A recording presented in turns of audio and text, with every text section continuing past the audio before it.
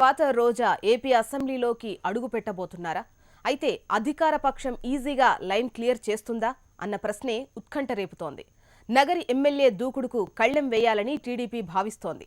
అందుకే ఎమ్మెల్యే అనితపై చేసిన వ్యాఖ్యల్ని తెరపైకి తెస్తోంది. ప్రివిలేజ్ కమిటీ రిపోర్ట్ పైనే ఫైర్ బ్రాండ్ భవితవ్యం తేలనుంది. ఏపీ బడ్జెట్ సమావేశాల్లో వైసీపీ ఎమ్మెల్యే రోజా హాట్ టాపిక్ గా మారారు.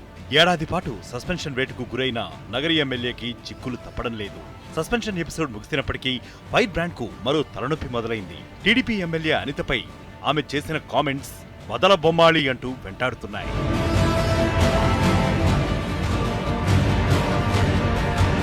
శాసనసభ క్రమశిక్షణ కమిటీ సమావేశంలో రోజాకు చుక్కెదురైంది. ఆమె లిఖితపూర్వక సమాధానంతో ప్రివిలేజ్ కమిటీ సంతృప్తి చెందలేదు. రోజా బేషరతుగా క్షమాపణ చెప్పలేదని కమిటీ భావించింది. ఈ మేరకు ఏపీ స్పీకర్ కోడెలతో privilege committee chairman Gollapalli Suryarao సమావేశమయ్యారు.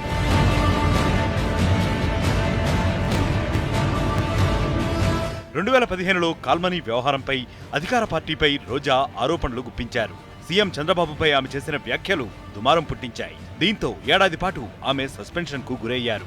2016 డిసెంబర్తో ఆమె సస్పెన్షన్ కాలం తీరింది. కానీ అనితపై చేసిన వ్యాఖ్యల్ని అధికారపక్షం తెరపైకి తెచ్చింది. రోజాపై మరో ఏడాది పాటు సస్పెన్షన్ కు ప్రివిలేజ్ కమిటీ సిఫార్సు చేసే అవకాశం ఉంది. మార్చి 7న శాసనసభకు నివేదిక ఇవ్వనున్నట్లు సమాచారం. మొత్తానికి ఫైర్ బ్రాండ్ కు చెక్ పెట్టాలని టీడీపీ గట్టిగానే భావిస్తోంది. అయితే అధికార పార్టీ పరిచిపెట్టిన ముళ్లను దాటుకుని రోజా ఎలా బయటపడుతుందో చూడాలి.